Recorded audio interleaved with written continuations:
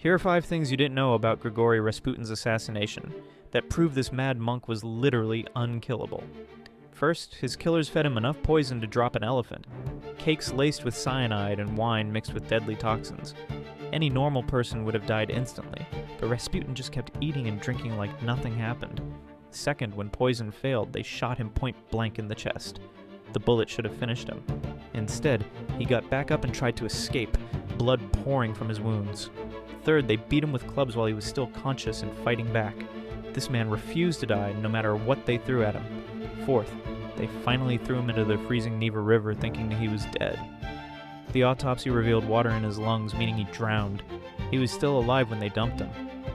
Fifth, legend says they cut off his private parts and preserved them as a relic. Even in death, Rasputin remained the most disturbing figure in Russian history.